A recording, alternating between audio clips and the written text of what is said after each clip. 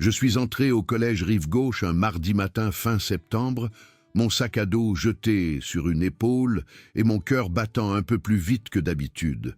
Être la nouvelle, ce n'est jamais facile, surtout quand on arrive en milieu de semestre. Je m'appelle Léa Moreau et je venais de déménager de l'autre bout de la région après que ma mère ait trouvé un nouveau travail. Les couloirs bourdonnaient déjà d'élèves qui se connaissaient depuis des années, leurs rires et leurs blagues créant un mur invisible que je devrais percer. La cantine à midi était exactement ce à quoi je m'attendais. Bruyante, chaotique et pleine de groupes déjà formés assis à leurs tables habituelles. J'ai pris un plateau avec un sandwich et un jus de fruits, puis j'ai trouvé une place vide près des fenêtres. C'était plus calme là, à l'écart du passage. Je voulais juste manger en paix et peut-être finir une lecture avant les cours de l'après-midi. Cette paix a duré environ 10 minutes. Je l'ai remarqué avant qu'il n'atteigne ma table. Guillaume Dubois. Tout le monde savait qui il était, star de l'équipe de foot, issu d'une des familles les plus riches de la ville, et il se comportait comme s'il possédait chaque pièce dans laquelle il entrait. Derrière lui marchait sa bande habituelle. Chloé Martin, avec son téléphone déjà sorti, toujours prête à capturer le moindre drame que Guillaume déciderait de créer. À côté d'elle, il y avait Théo Lemaire, tout en muscles et en agressivité, le genre de type qui réglait les problèmes à coups de poing. Et traînant légèrement derrière, il y avait Lucas Garnier, qui semblait moins enthousiaste à l'idée de ce qui allait se passer. Guillaume n'a même pas fait semblant que c'était un accident. Il s'est approché de ma table et, d'un geste désinvolte de la main, a fait voler ma brique de jus de fruits. Le liquide froid a éclaboussé mes cheveux et le devant de ma chemise blanche impeccable. La cantine s'est tue pendant un instant, puis a éclaté de rire. Les téléphones sont sortis. Chloé enregistrait déjà, son sourire acéré et cruel. Je suis restée assise là un moment, sentant le liquide froid couler le long de mon cou. Tout le monde s'attendait à ce que je pleure, que je crie ou que je m'enfuis. Au lieu de cela, j'ai pris ma serviette et j'ai lentement essuyé mon visage.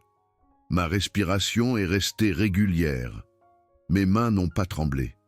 J'avais vécu pire que ça, même si personne ici ne le savait encore.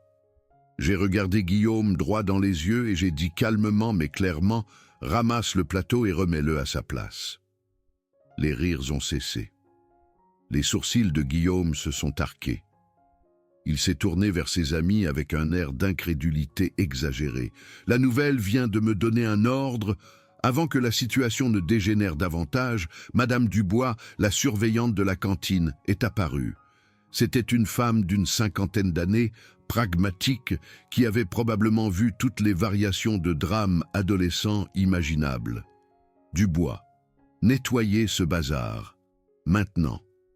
La mâchoire de Guillaume s'est crispée, mais il s'est baissé et a ramassé le plateau. La cantine est restée silencieuse, les élèves regardant leur star intouchable faire face à des conséquences. Je me suis levé, j'ai calmement ramassé mes affaires et je me suis dirigé vers les poubelles. En passant devant Chloé, j'ai remarqué qu'elle baissait légèrement son téléphone, la confusion traversant son visage. Ce qu'aucun d'eux ne savait, c'est que j'avais passé les 8 dernières années à m'entraîner aux arts martiaux traditionnels.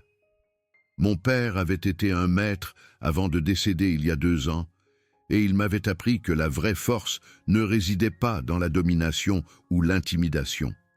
Il s'agissait d'équilibre, de contrôle et de protection de soi et des autres sans devenir ce que l'on combat. Les callosités sur mes jointures ne provenaient pas de la rédaction de dissertations. Elles provenaient d'heures de pratique, de l'apprentissage à rediriger la force, plutôt que de l'affronter de front. Le lendemain, la nouvelle s'était répandue. La nouvelle avait tenu tête à Guillaume Dubois. Certains élèves me regardaient maintenant avec curiosité, d'autres avec inquiétude, comme si je venais de peindre une cible sur mon dos. Ils avaient raison de s'inquiéter, mais pas pour les raisons qu'ils croyaient. La confrontation est arrivée plus tôt que prévu.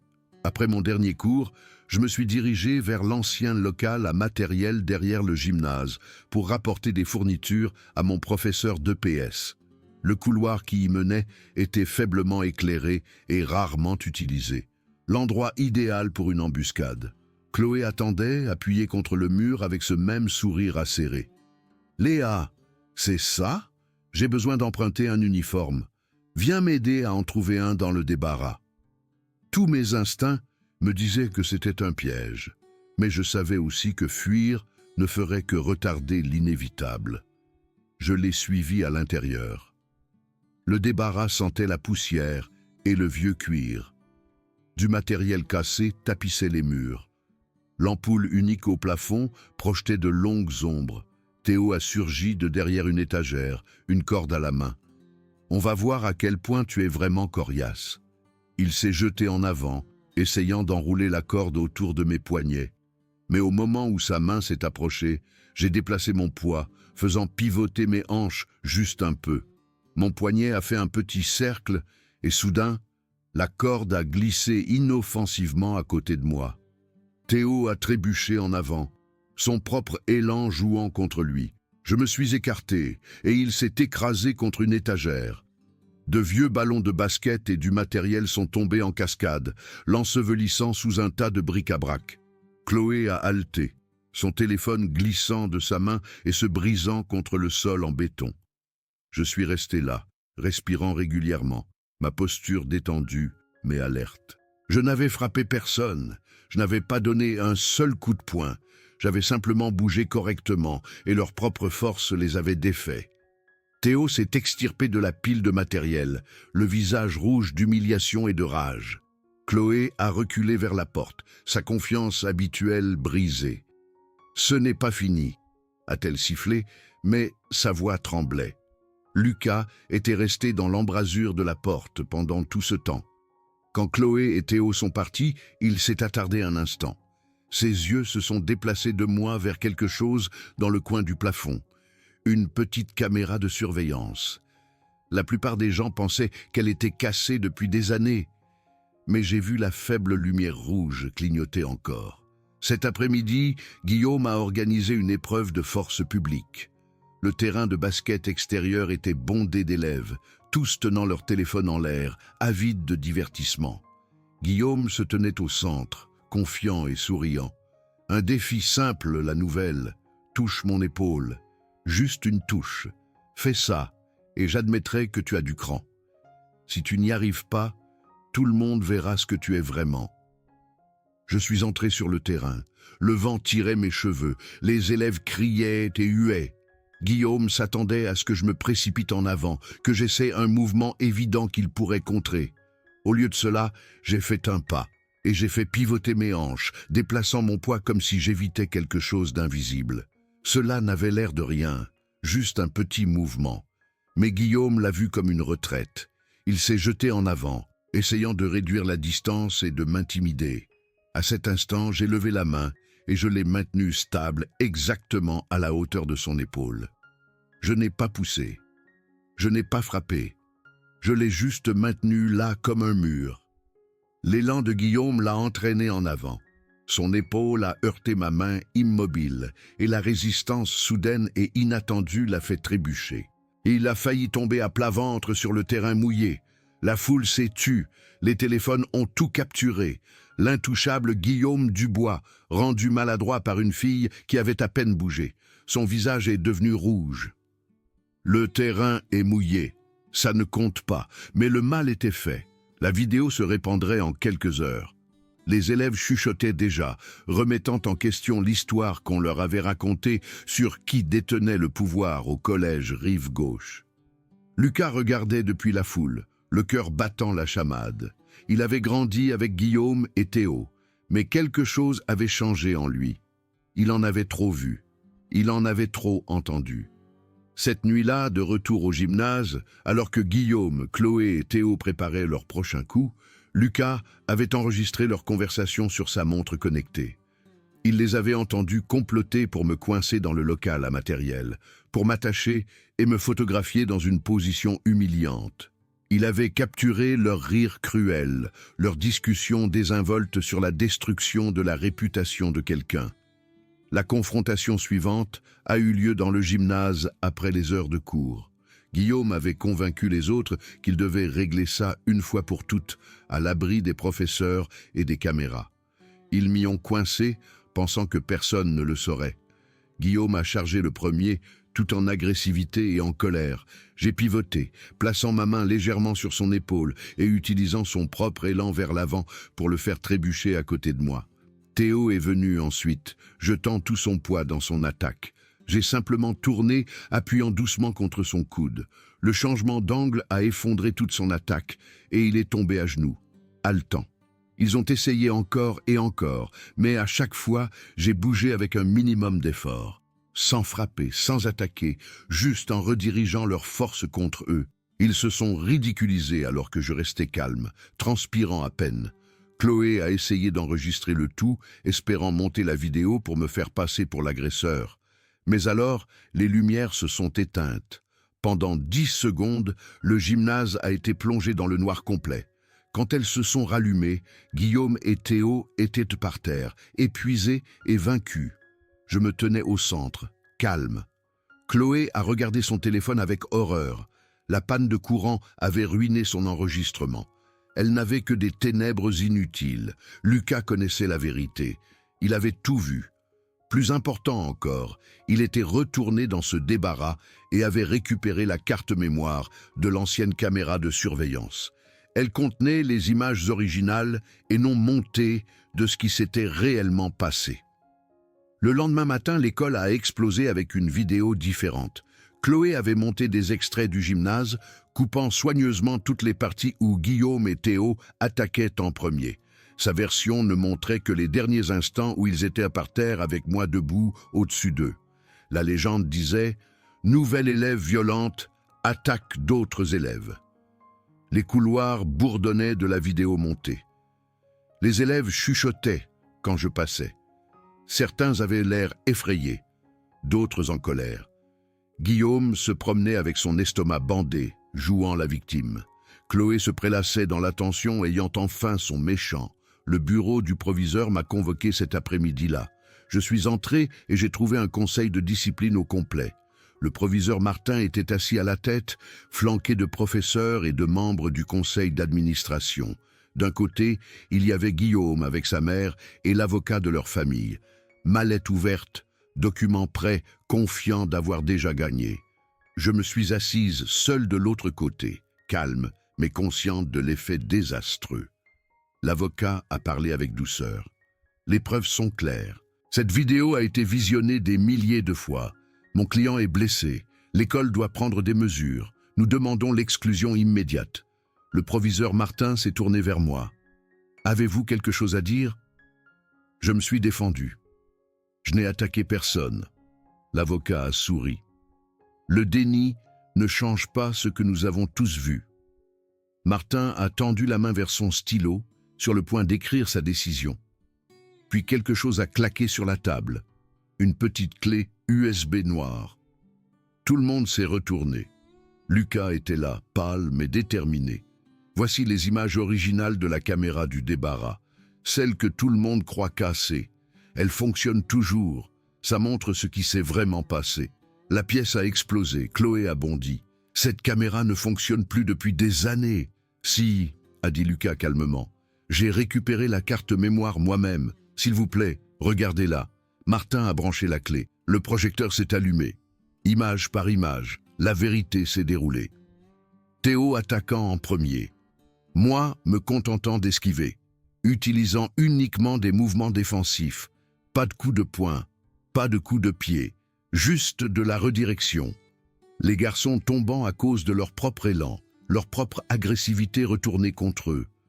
Le silence a envahi la pièce. Le visage de Guillaume est passé de confiant à cramoisi. L'expression parfaitement composée de sa mère s'est fissurée. Chloé avait l'air sur le point de vomir. « Il y a plus », a dit Lucas, sa voix plus forte maintenant. Il a sorti son téléphone, faisant jouer l'enregistrement audio du gymnase. La voix de Guillaume a retenti clairement.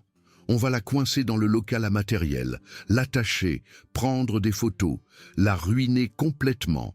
L'avocat a essayé de s'y opposer, mais l'agent Martin, l'agent de liaison scolaire, a levé la main.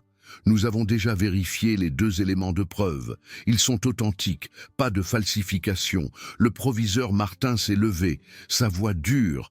Après avoir examiné ces preuves, je recommande que Guillaume Dubois et Chloé Martin soient exclus. De plus, je transmets cette affaire au bureau du procureur. Ce qui était prévu va au-delà du harcèlement. C'était un complot en vue de commettre une agression. La pièce a de nouveau explosé, mais cette fois avec des parents qui acquiesçaient. Guillaume a crié au sujet de l'influence de sa famille, mais personne n'écoutait plus. Lucas a expiré profondément, des larmes de soulagement coulant sur son visage. Théo, qui était resté silencieux pendant toute l'audience, a finalement parlé. « Je suis désolé, Léa. J'avais tort. Les semaines qui ont suivi ont changé le collège Rive-Gauche.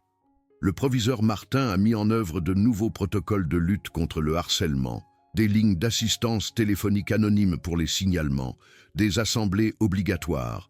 Mais au-delà des changements de politique, quelque chose a changé dans la culture. Les élèves qui étaient restés silencieux ont commencé à s'exprimer. La hiérarchie incontestée qui avait permis à des gens comme Guillaume de régner par la peur a commencé à s'effondrer. J'ai commencé à donner un atelier d'autodéfense après l'école, pas pour former des combattants, mais pour aider les jeunes à se sentir moins impuissants, pour savoir qu'ils avaient d'autres options que la violence ou la soumission. Lucas et Théo y ont tous les 2 assisté, apprenant aux côtés de dizaines d'autres. Un soir, un homme plus âgé m'a rendu visite à l'école. Maître Chen, l'ancien professeur de mon père. Je ne l'avais pas vu depuis des années. Il a pressé une clé dans ma main, la clé de l'ancien studio d'arts martiaux de l'autre côté de la ville. « Ton père serait fier », a-t-il dit calmement. « Pas parce que tu as vaincu qui que ce soit, mais parce que tu leur as montré une meilleure voie. Le studio est vide depuis trop longtemps. Quand tu seras prête, il sera à toi. » J'ai regardé la clé en laiton, polie par des décennies d'utilisation. Mon père m'avait toujours appris que les arts martiaux ne consistaient pas à gagner des combats. Il s'agissait d'avoir la force de protéger les autres, la discipline de se contrôler et la sagesse de savoir quand agir et quand s'abstenir. Debout dans le couloir du collège Rive-Gauche, regardant des élèves qui se craignaient autrefois apprendre maintenant à se tenir ensemble, j'ai compris ce qu'il voulait dire. La vraie force ne résidait pas dans la domination. Il s'agissait de créer un espace pour que les autres trouvent leur propre voie. Chloé et Guillaume ont quitté l'école discrètement, leurs parents les ayant retirés avant que la procédure d'exclusion ne soit terminée. Certains élèves ont crié « victoire », mais je n'ai ressenti que de la tristesse pour ce qui aurait pu être s'ils avaient fait un choix différent. Lucas est devenu l'un de mes amis les plus proches. Il avait fait le choix le plus difficile, s'opposant à des gens qu'il connaissait depuis toujours parce qu'il savait que c'était juste. Cela demandait un courage différent de toute confrontation physique. Lors de mon dernier jour de l'atelier d'autodéfense avant les vacances d'hiver, l'un des plus jeunes élèves m'a demandé « Comment as-tu fait pour rester si calme? Quand il t'attaquait, comment n'as-tu pas eu peur ?» J'ai réfléchi attentivement à cette question. J'avais peur, ai-je admis, mais mon père m'a appris que la peur n'est qu'une information. Elle te dit que quelque chose a besoin d'attention. Elle n'a pas à contrôler tes actions. Quand tu t'es suffisamment entraîné, ton corps sait quoi faire même quand ton esprit a peur. L'élève a hoché la tête pensivement. Autour de nous, les jeunes pratiquaient des mouvements de base. Pas pour blesser les autres, mais pour se protéger. Pour se tenir ferme si nécessaire, pour rediriger plutôt que détruire. Cette nuit-là, je me suis tenu seul dans l'ancien studio d'arts martiaux dont Maître Chen m'avait donné la clé. Le plancher en bois grinçait sous mes pieds. L'air sentait le pain et l'histoire. Sur le mur était accroché un parchemin délavé avec la calligraphie de mon père. La vraie force protège, la fausse force détruit. Je me suis agenouillé sur le tapis et j'ai fermé les yeux, laissant le poids de la journée se dissiper. Quelque part à l'extérieur, le collège Rive-Gauche continuait sans moi, mais changé par ma présence là-bas. Pas parce que j'avais combattu qui que ce soit, mais parce que je leur avais montré qu'autre chose était possible. La clé en laiton était lourde dans ma poche. Un rappel que certaines portes ne s'ouvrent que lorsque vous êtes prêt à les franchir. Je n'étais pas sûr de rouvrir le studio tout de suite, mais savoir qu'il était là, à attendre, me semblait juste. Alors que je fermais la porte derrière moi et que je sortais dans la fraîche soirée d'automne, j'ai pensé à tous les élèves de Rive Gauche qui rentraient chez eux dans des familles qui allaient vraiment écouter maintenant, qui ouvraient leur téléphone pour trouver des messages de soutien au lieu de moquerie, qui apprenaient que dire la vérité, même quand c'est difficile, pouvait tout changer. Mon séjour au collège Rive Gauche avait été bref mais transformateur. Pas seulement pour moi, mais pour tous ceux qui avaient été témoins de ce qui se passait quand quelqu'un refusait de jouer selon les anciennes règles. Quand quelqu'un choisissait la défense à l'attaque, la vérité à la commodité et le courage au confort. L'histoire continuerait sans moi, mais j'avais planté des graines qui continueraient à pousser longtemps après mon départ.